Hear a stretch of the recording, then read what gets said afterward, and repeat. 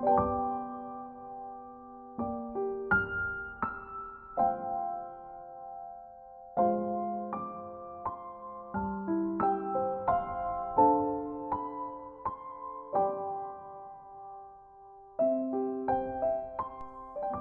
malam sebelum tidur.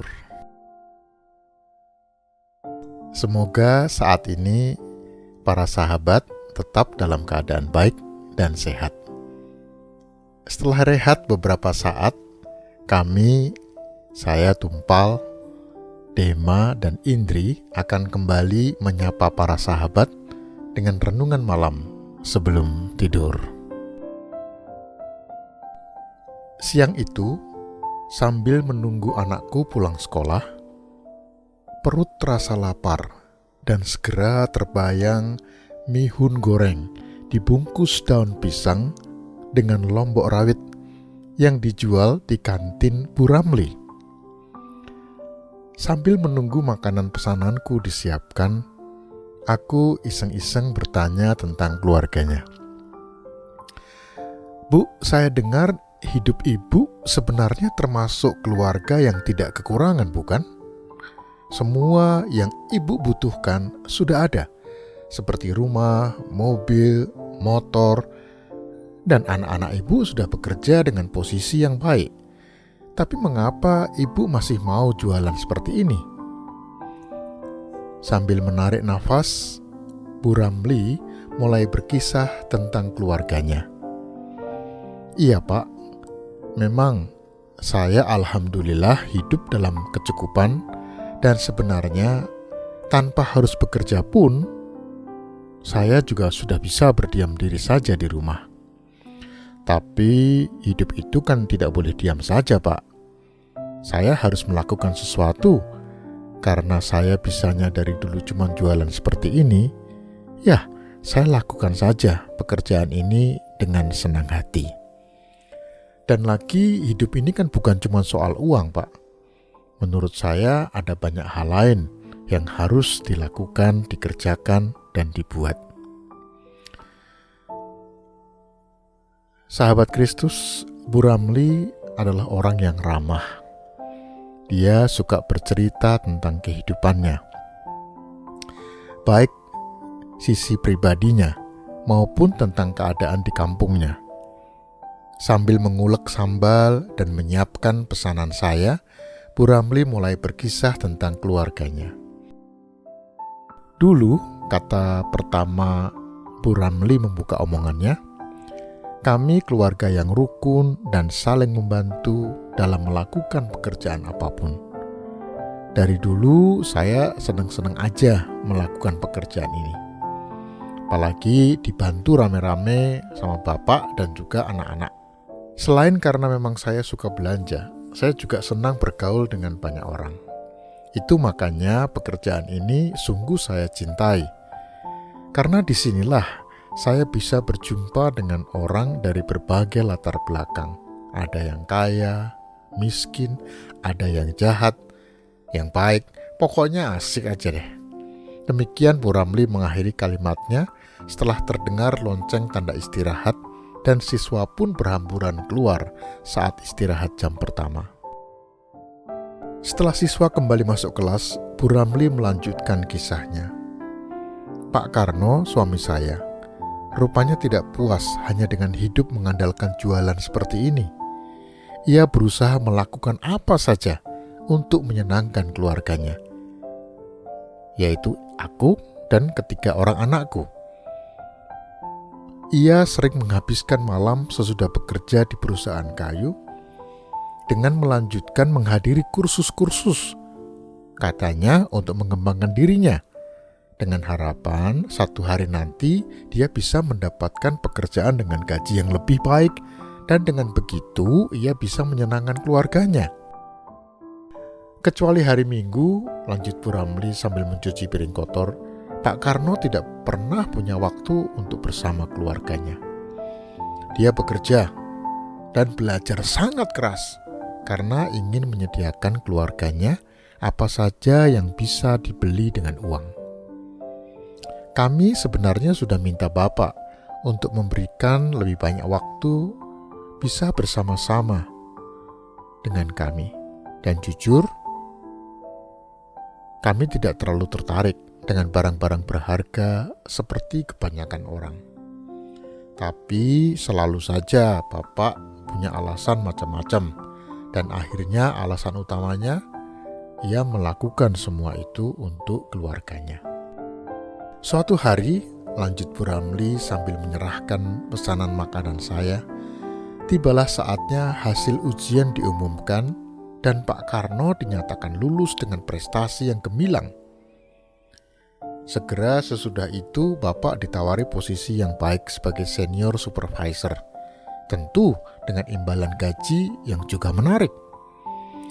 Seperti mimpi yang menjadi kenyataan, akhirnya Bapak mampu memberikan kami kehidupan yang lebih wah lagi, seperti pakaian yang cukup mahal, lalu menraktir kami di restoran yang mahal, dan beberapa kali bahkan kami diajak pergi ke luar negeri. Meski sudah memberikan kami yang terbaik, Bapak tetap tidak punya waktu. Dia masih terus bekerja dengan harapan bisa dipromosikan ke jabatan manajer. Bahkan untuk membuat dirinya menjadi calon yang cocok pada jabatan itu, dia malah mendaftarkan lagi pada kursus lain di universitas terbuka. Hal ini tentu saja membuat kami semakin sedih dan kecewa. Lagi-lagi alasan khasnya diutarakan bahwa semua ini dilakukan demi untuk keluarga. Sambil terus berbicara, mata Bu Ramli kelihatan berkaca-kaca. Kerja keras Bapak berhasil lagi, dan dia bahkan membelikan kami sebuah kondominium yang indah yang menghadap ke pantai. Pada malam pertama di rumah yang baru itu, Bapak mengatakan kepada saya, Bu Ramli cerita dengan nada terputus-putus dan hampir tidak jelas terdengar dibarengi dengan isak tangisnya. Bapak bilang, ia sekarang sudah memutuskan untuk lebih memberikan waktu bagi keluarganya dan tidak lagi mau mengambil kursus dan mengejar promosi-promosi lagi. Namun sayang sekali, karena kelelahan dan sudah kehabisan tenaga, Pak Karno tertidur dan tidak bangun-bangun lagi. Bu Ramli mengusap air matanya dan mengakhiri kisahnya. Para sahabat Tuhan, kisah semacam ini acap kali kita dengar dari sebuah keluarga. Apa sebenarnya harta yang paling berharga dalam hidup ini? Saya tidak menentang orang yang bekerja keras, apalagi untuk keluarganya.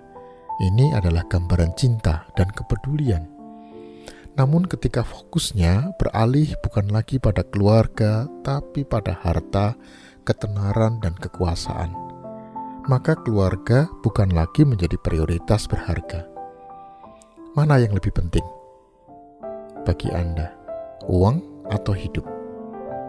Kebanyakan orang memilih hidup, tetapi ada juga sejumlah orang yang percaya bahwa uang itu lebih penting daripada hidup. Seringkali orang-orang ini adalah orang-orang yang telah melewati masa sulit yang teramat parah, atau mereka memiliki kesulitan keuangan yang sedemikian menghimpit, sehingga melihat uang sebagai solusi bagi semua masalah mereka. Tetapi meskipun mereka mendapatkan uang dan menjadi kaya, mereka akan terus mementingkan uang dibandingkan hidup. Kelompok orang-orang ini sesungguhnya sedang membarterkan hidup mereka dengan uang. Dalam pikiran mereka hanya ada uang, uang, dan uang.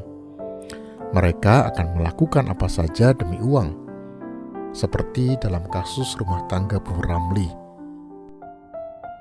Pemikiran Pak Karno selalu saja hanya dikuasai oleh uang. Ia akan melakukan apapun untuk mendapatkan uang. Mereka akan mengkhianati teman, mitra bisnis, saudara kerabat, dan bahkan anggota keluarga. Oleh sebab apa?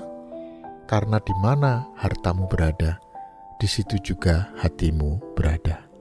Matius pasal 6 ayat 21. Mari kita berdoa. Bapa yang baik, terima kasih sudah mendengarkan kembali renungan malam yang mengingatkan kembali kepada kami bahwa hidup ini bukan hanya terkait dengan harta meskipun kami membutuhkannya. Namun lebih dari itu, ada banyak hal yang akan kami hadapi, yang akan kami nikmati, yang akan kami alami.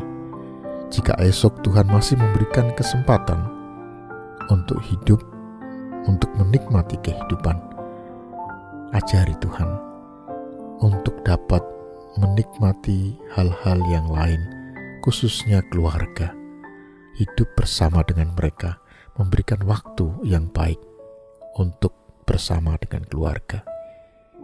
Amin.